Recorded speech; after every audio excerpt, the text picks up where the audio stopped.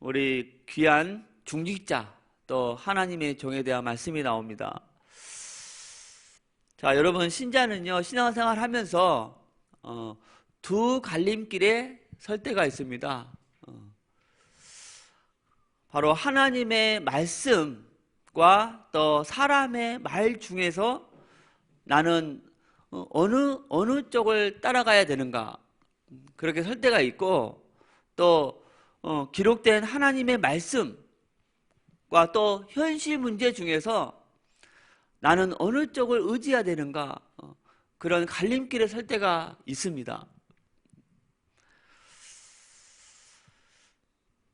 바울도 고백하기를 마음속에 항상 두 가지 법이 싸운다고 했습니다. 하나는 하나님의 법을 따르려는 마음, 또 하나는 이 죄의 법을 따르려는 마음, 이 두 마음이 항상 마음에서 싸운다고 그랬습니다. 그러면서 내린 결론이 있습니다. 바로 로마서 7장 24, 25절입니다. 오호라, 나는 공고한 사람이로다. 이 사망의 몸에서 누가 나를 건져내랴? 우리 주 예수 그리스도로 말미암아 감사하리로다. 그런즉 내 자신이 마음으로는 하나님의 법을, 육신으로는 죄의 법을 섬기노라 그랬습니다. 내 힘으로는 하나님의 법을 섬길 수가 없다. 오직 예수 그리스도 이 복음을 통해서만 하나님의 법을 섬길 수 있다, 이 고백입니다. 여러분, 언약을 회복한 사람은 어떤 사람인가? 우리 다 언약을 회복한 사람 아닙니까? 바로 사람의 말을 듣고 고민하다가 또 현실 문제에 빠져서 고민하다가 내가 지금 잘못된 길로 가고 있구나, 이걸 깨닫고 기록된 하나님의 말씀을 따라야겠구나, 이렇게 결단한 사람이 복음을 회복한 사람입니다. 여러분, 영원한 언약의 말씀입니다. 저와 여러분은 하나님의 은혜로 그리스도의 복음을 듣고 구원을 받은 사람입니다. 그래서 영원한 신분, 하나님의 자녀가 되었고, 또 영원한 배경, 천국의 시민이 되었습니다. 신분이 이렇게 바뀌었고 배경도 이렇게 바뀌었습니다. 그러나 창세기 3장 또 6장 11장 오직 나라는 이 체질, 또 오직 육신, 돈, 또 오직 성공이라는 세상 기준이 바뀌지 않은 경우가 많이 있습니다. 그래서 이제 저와 여러분의 숙제가 뭐냐? 바로 이 잘못된 체질을 이제 복음의 체질로 바꾸는 것이 저와 여러분의 숙제입니다.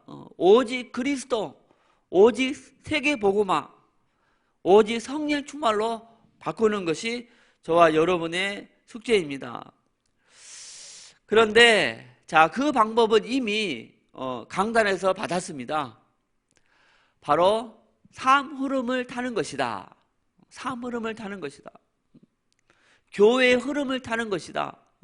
평생교회, 가문교회를 확정하고 영적인 안정을 찾는 것이다. 또 예배의 흐름입니다. 항상 예배 중심, 또 말씀 중심으로 은혜를 받는 것입니다. 또 훈련의 흐름입니다. 응답으로 훈련을 받는 것입니다. 그리고 기록된 하나님의 말씀을 많이 읽어야 됩니다. 또 많이 암송하고, 또 많이 묵상하고, 또 당연히 하나님 앞에 기도의 삶을 살아야 옛날의 그 체질을 다시 복음의 체질로 바꿀 수가 있는 거예요. 자, 여러분, 기도 중에 기도는 무엇을 바꾸는 것이다? 생각을 바꾸는 것입니다. 생각을 바꾸는 것. 문제라고 생각하는 것을 하나님이 하시면 된다로 바꾸고, 또 현실은 막막하지만 기도하면 우리 성령님이 역사하시니까 문제없다. 그 생각을 바꾸는 것이에요. 다시 말해서 내 안에 이 불신앙의 생각을 신앙의 생각으로 바꾸는 것입니다. 지금 대학의 중국인 현장에 들어가고 있는데 어느 날부터인가 내 머릿속에 이 불신앙의 생각이 자리 잡고 있는 거예요. 그런 모습을 보면서 내가 생각을 잘못했구나. 다시 이 신앙의 생각으로 바꿔야겠다. 그렇게 바꾸는 계기가 되었습니다.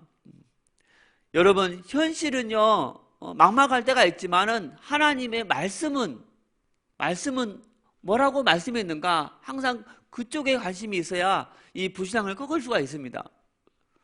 사도행전 18장 10절 말씀에 내가 너와 함께 있음에 어떤 사람도 너를 대적하여 해롭게 할 자가 없을 것이니 이는 이 성중에 내 백성이 많음이라 하시더라 그랬습니다. 중국의 여학생들 보니까 자기 복음을 전하는데 반응이 많이 없어. 그러나 성경은 이 성중에 내 백성이 많음이라 그랬어요. 할렐루야. 반드시 저들 중에 하나님의 자녀가 될 사람이 있다. 또 사도행전 13장 48절 말씀에 이방인들이 듣고 기뻐하여 하나님의 말씀을 찬송하며 영생을 주시기로 작정된 자는 다 믿더라 그랬습니다.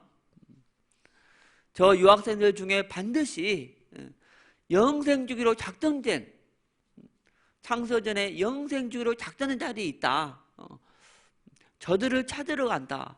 할렐루야.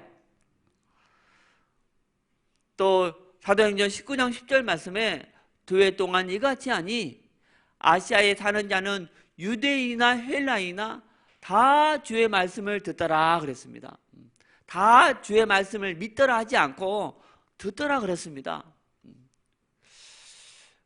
그래, 저들이 원래 우리가 저들에게 비행기 타고 가서 복음을 전해줘야 되는데 본인이 자기 돈 들여서 우리 옆에 와 있는데 믿고 안 믿고는 우리 하나님 손에 있고 한 번은 이 복음을 접하게 해야 되지 않느냐. 그 말씀 가지고 오늘 또 가서 이 복음을 전해야겠다. 할렐루야. 자, 여러분, 누가 세계 복음화를 할 수 있습니까? 오직 복음으로 결론 내린 사람이 할 수 있습니다. 여러분, 모든 사람은 태어날 때 창세기 3장에 이 사단, 죄, 하나님을 떠난 이 근본 문제를 가지고 태어났습니다.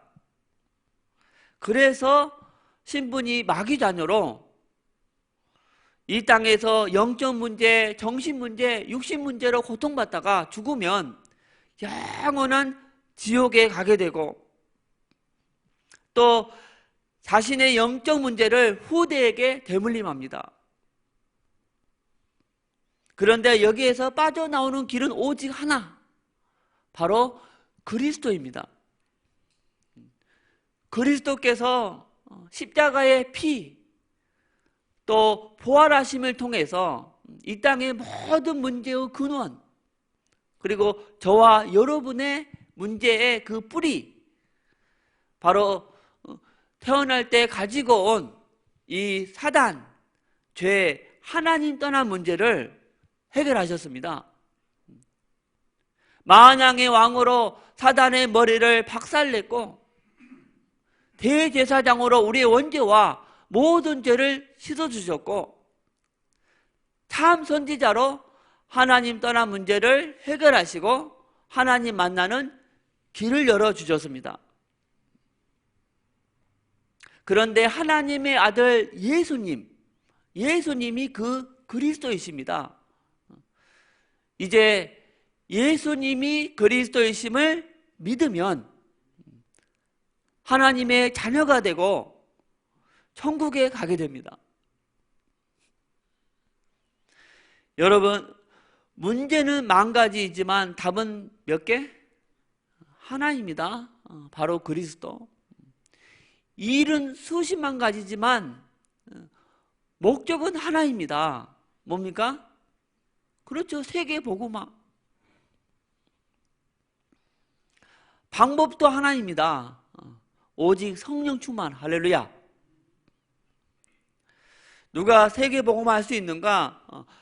주인이 바뀐 사람이 세계 복음화 할 수 있다. 세계 복음화는 여러분 영적인 일입니다. 사람의 힘으로는요 절대 할 수 없습니다. 바로 나의 주권을 성령님께 맡기고 성령님이 나의 주인이 될 때 세계 복음화 할 수 있다. 그래서 저희는요 수시로 우리 하나님 앞에 고백해야 될 줄 믿습니다. 하나님, 나는 절대 세계 복음화 할 수 없습니다. 내 안에 계신 성령님께서 내 안에 주인이 되어 주셔서 나를 통해서 세계 복음화하여 주시옵소서. 오늘 또 부족한 저에게 영생 주기로 작정된 자를 만날 수 있는 이 만남의 축복을 주옵시고, 전도를 방해하는 사단의 일을 꺾어주시고, 오늘 또 부족한 저에게 성령의 충만함을 주시옵소서. 그리고 여러분, 메시지 준비된 자가 세계 복음화 할 수 있습니다. 영접 메시지, 또 영접한 사람을 이제 전도 제자로까지 세울 수 있는 메시지가 준비된 사람이 세계 복음화 할 수 있다 했습니다. 자, 여러분, 교회 속에 있으라고 했습니다. 교회 속에 있어라. 평생교회, 가문교회를 확정하고 교회 와서 말씀에 집중해라. 또 그 받은 말씀을 묵상해라. 3.1조 포럼을 통해서 또 개인적으로 묵상해라. 할렐루야. 여러분, 사랑교회 성도님들은요 돼지가 되면 안 됩니다.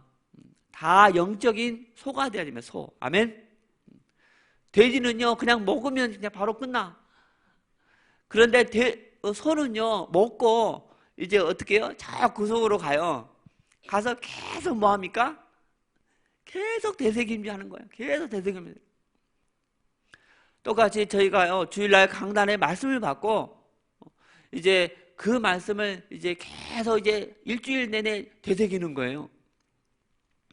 옛날에는 우리 주일날 말씀 받고 그걸로 끝났잖아요. 그런데 감사하게 몇 년 전부터 그 주일날 강단 메시지를 새벽마다 계속 반복해서 되새김질 하게 하셨잖아요. 그런데 지금은 이제 더 이제 나아가서 이제 3.1조 포럼을 통해서 또 다시 되새김질 하는 것입니다. 저는 아무리 생각해도 이게 맞습니다. 아멘. 10 메시지 받고 내 메시지 안 되게 하는 것보다 차라리 한 메시지를 받고 그걸 계속 되새김질하고 묵상하고 되새김질해서 완전히 내 메시지로 취하는 것이 오히려 더 낫습니다. 여러분, 메시지를 많이 듣는다고 바뀌는 게 아니고 한 메시지라도 내 메시지가 될 때 그때 바뀌는 것입니다. 아멘. 그런데 이 세 가지를 하지 못하게 방해하는 존재가 있습니다. 바로 이 사단 마귀입니다. 이 사단은요 모이지 못하게 합니다. 왜냐? 우리가 모이면 말씀 들을 거 아니에요. 모이면 기도하고 또 같이 포럼하고 또 나가 전도하지 않겠습니까? 그래서 사단은 이 모이지 못하게 합니다. 히브리서 10장 25절 말씀에 모이기를 피하는 어떤 사람들의 습관과 같이 하지 말고 오직 권하여 그날이 가까움을 볼수록 더욱 그리하라 했습니다. 말세 때일수록 모이기를 힘쓰라고 했습니다. 또 사단은 말씀에 집중하지 못하게 한다. 고린도후서 4장 4절 말씀에 그 중에 이 세상의 신이 믿지 아니하는 자들의 마음을 혼미하게 하여 그리스도의 영광의 복음의 광채가 비치지 못하게 함이니 그리스도는 하나님의 형상이니라 그랬습니다. 이 사단 마귀가 이 마음을 혼미케 하는 거예요. 마음을. 그래서 자꾸 이 잡생각을 갖다 줘서 내 마음이 길것밭 되게 하고 돌짝밭 되게 하고 가시떨기 밭이 되게 하는 거예요.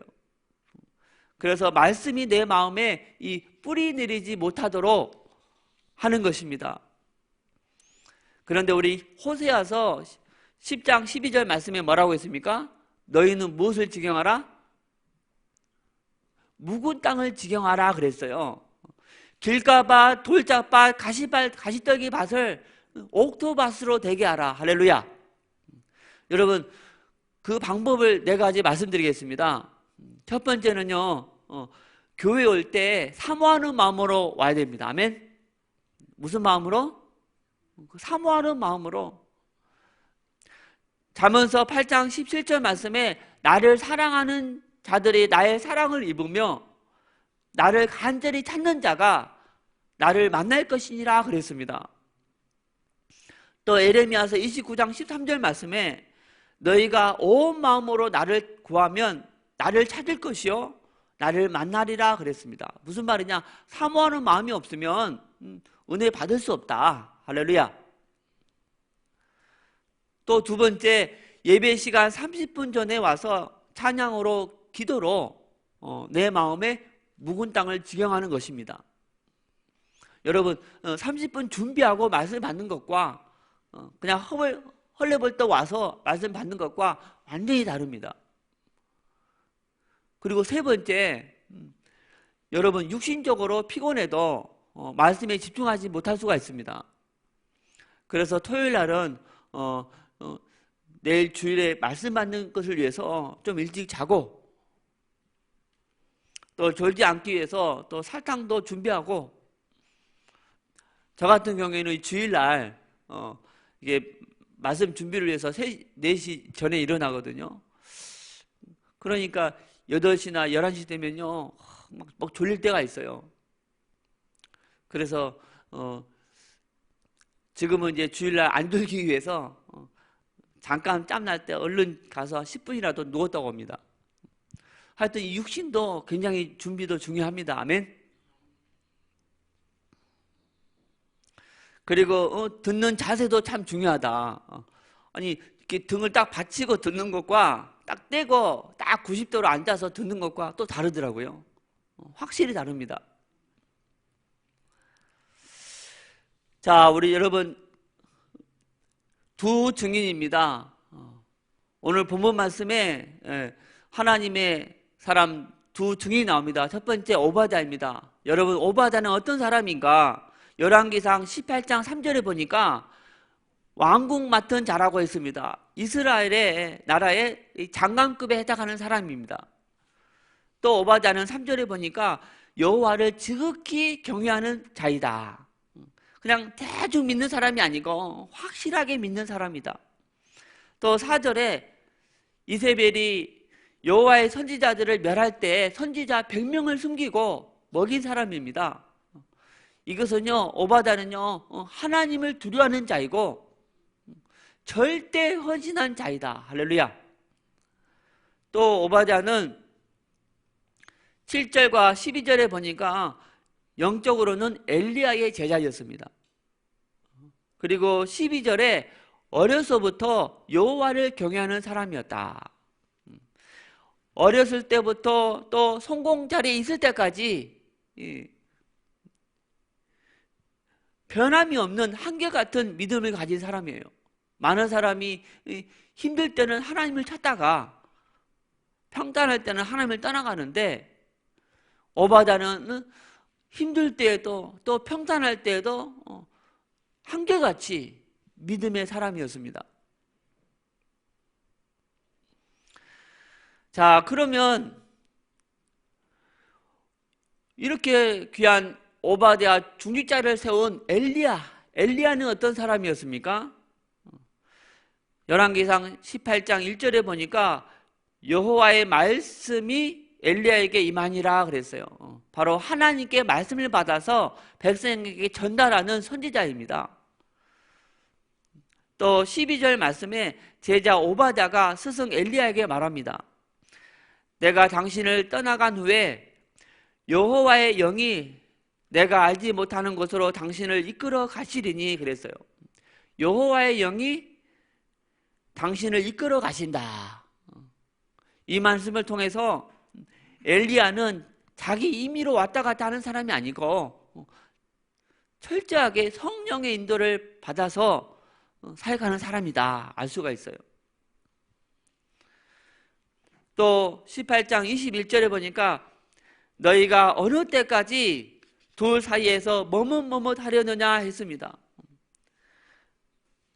미지근한 믿음을 가진 사람이 아니고 확실한 믿음의 사람입니다. 기면 기고 아니면 아니고. 아멘. 그리고 36절에 아브라함과 이삭과 이스라엘의 하나님 여호와여 그랬습니다. 바로 말씀을 따라가는 언약의 사람이었습니다. 하나님이 아브라함에게 주신 말씀, 이삭에게, 이스라엘에게 주신 말씀을 다 꿰고 있었습니다. 다 알고 있었어요. 또 그 말씀을 붙잡고 기도하고 있었고 또 그 말씀이 성취될 것을 확실히 믿고 있는 이 언약의 사람이었습니다. 또 36절에 하나님의 살아계심을 100% 믿는 종이었습니다. 또 36절에 주의 종에 대한 정체성이 확실한 사람이었습니다. 보니까 내가 주의 종인 것과 그랬습니다. 내가 주의 종인 것과. 여러분, 레위인은요 하나님의 일만 하는 지파입니다. 그래서 레위인은 하나님이 하나님의 절대 주권으로 그렇게 세운 것입니다. 레위인은 자기가 레위인 되고 싶어 된 것이 아닙니다. 태어나 보니까 레위인이야. 똑같이 우리 목사님도 선교사도 되고 싶어 된 게 아닙니다. 하나님이 하나님의 그 절대 주권을 가지고 세운 것입니다. 아멘. 정체성이 흔들리면 안 된다.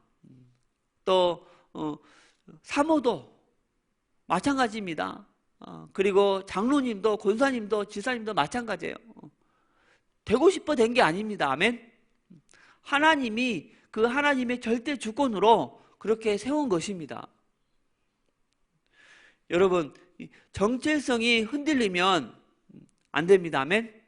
하나님이 나에게 장로의 직분을 주셨다.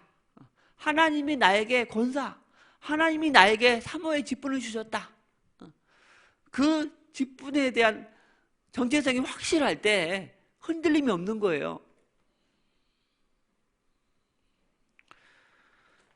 또 엘리야는 36절에 말씀이 기준인 종이고 40절에 악과 우상에 대해서는 철저한 타협이 없는 종이다. 그리고 41절에 엘리야는요 기도의 사람입니다. 보니까 땅에 꿇어 엎드려 그의 얼굴을 무릎 사이에 넣고 그랬어요. 여러분 땅에 엎드려서요 얼굴을 무릎 사이에 넣었다는, 낙타 무릎이면 낙타 무릎. 엘리야가 이렇게 기도의 사람이었으니까 이 사단 앞에 이렇게 담대하고 또 이 우상 섬기는 자 850명 앞에 이렇게 담대하게 서서 믿음으로 설 수 있었구나. 여러분, 주의 종의 가장 큰 사역은요 사실 현장 사역이 아닙니다. 기도 사역입니다. 아멘. 기도 사역이 첫 번째요. 그 다음에 이제 말씀 보고 연구하고, 세 번째가 현장입니다. 이렇게 기도로 영적 힘을 얻고 현장에서 사역해야 되겠죠. 또 43절에 엘리야는 믿음의 사람이고 가장 중요한 이 영안이 열린 종이다. 여러분, 이스라엘에요, 이 3년 6개월 동안 비가 안 오는 완전 저주가 임했습니다. 1년도 아니고 2년도 아니고 3년 6개월 동안 비가 안 왔다니까. 이건 저주 중에요, 이게 완전 저주가 임한 거예요. 그런데 그 이유가 두 가지가 나옵니다. 첫 번째, 이 복음이 사라졌기 때문이다. 두 번째, 이스라엘 백성들이 이 하나님을 떠나서 우상을 섬겼기 때문이다.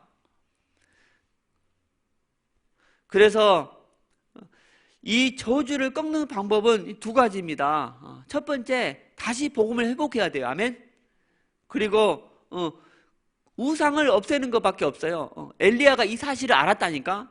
영안이 열렸으니까. 아멘. 그래서 18장 30절에 보니까 진짜 먼저 엘리야가 이 복음을 회복합니다. 무너진 여호와의 제단을 수축하되 그랬어요. 무너진 여호와의 제단을 수축했습니다. 또 36절에 저녁 소제 드릴 때 그랬어요. 여러분, 여기에 제단과 소제는요, 이 그리스도를 예표합니다. 아멘. 먼저 복음을 회복하고 그 다음에 바알과 아세라를 섬기게 한 이 자들을 한 명도 안 남기고 다 죽였습니다. 복음이 회복되고 우상이 척결되니까 바로 저주와 재앙이 풀리는 걸 풀린 거예요. 똑같습니다. 저와 여러분 가문의 저주도 똑같은 방법이에요. 첫 번째, 뭘 회복해야 돼요? 복음을 회복해야 돼. 먼저 내 안의 복음, 가족 안의 복음. 두 번째, 가문의 우상을 척결해야 됩니다. 한 팀. 기도와 말씀과 중심과 하나님의 계획이 통하는 한 팀. 절대 헌신한 중직자 오바댜, 그리고 복음의 사람, 믿음의 종 엘리야가 한 팀이 되니까 한 나라가 살고 한 시대가 살아났습니다. 아멘. 신명기서 32장 30절에 보니까 한 명이 천을 쫓으며 둘이 만을 도망하게 하였으리요 그랬습니다. 무슨 말입니까? 두 명의 힘이 한 명의 힘보다 10배 더 크다는 것입니다. 저는 이 지금 중국 대학의 현장 가면서 그걸 뼈저리게 느낍니다. 야, 한 명이 가니까 좀 그렇다. 좀 같이 가는 사람이 있으면은 더 하나님이 역사하시겠다. 분명히 두 명의 힘이 한 명보다 10배 더 크다고 했으니까. 그래서 교회 안에, 가문 안에, 또 지역 안에 언약과 기도와 중심과 하나님의 방향이, 계획이 맞는 한 팀만 세워지면 엘리야 시대와 똑같이 교회, 가문, 지역, 나라, 시대가 바뀔 줄로 믿습니다. 아멘. 마음이 통하고 언약이 통하고 기도가 통하고 또 하나님의 계획이 통하는 한 팀. 마지막으로 고민을 바꾸면 길이 보인다 그랬습니다. 세상 고민을 하나님 나라 회복의 고민으로 바꾸는 거예요. 어떻게 복음을 누릴까 고민하면 예배 우선 말씀 집중할 수밖에 없다 그랬습니다. 또 어떻게 전도할까 고민하면 응답으로 전도 훈련 받을 수밖에 없다. 여러분, 전도 잘하려면 반드시 훈련을 받아야 됩니다. 아멘. 아니, 훈련도 안 하면 어떻게 총을 잘 쏠 수 있어요? 이거 불가능합니다. 총 잘 쏘는 사격수는요, 다 훈련을 그만큼 많이 받은 거예요. 어떻게 복음 위에 헌신할까 고민하면 복음 위에 절대 헌신, 또 끝까지 헌신할 수밖에 없다. 그래서 오늘 오신 모든 분들 항상 이 세 가지 고민하시다가 다 시대적인 축복받기를 바랍니다. 아멘. 첫 번째, 무슨 고민? 어떻게 복음을 누릴까? 두 번째, 어떻게 전도할까? 내 머릿속에 항상 그거밖에 없어요. 어떻게 하면 저 중국 사람들에게. 그래서 성균관대 사역 마치고 한번 대학로 한번 가볼까 그러니까 대학로를 가보니까요, 거기 벤치에 앉아있는 사람들이 있더라고. 대학에 전도하니까 이 학생들이 많이 공부하고 또 막 레포트, 거기에 머리가 딱 가득 차 있어가지고, 그런데 대학로에 앉아있는 사람은 어차피 시간 나서 앉아있으니까 오히려 저기 있는 대학 중국인들에게 전하면 좋겠다. 그런 생각이 드는 거예요.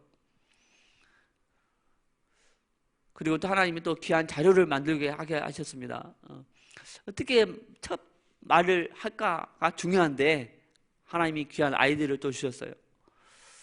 또 유치회를 통해서 전도할 수 있는, 유치회란 뭐냐면 우리나라 카톡 같은 것인데 유치회 안에 어떤 기능이 있냐면 주변 사람이란 기능이 있어요. 주변 사람 딱 터치하면요, 내 주위에 있는 중국 사람들이 다 거기 들어와 있어. 근데 그 사람들에게 미끼를 던져서 전도하는 방법도 주셨습니다. 오늘 오신 분들 세 가지 고민하다가 시대적인 축복받기를 바랍니다. 우리 찬송가 370장 드리고 개인 기도 하시겠습니다.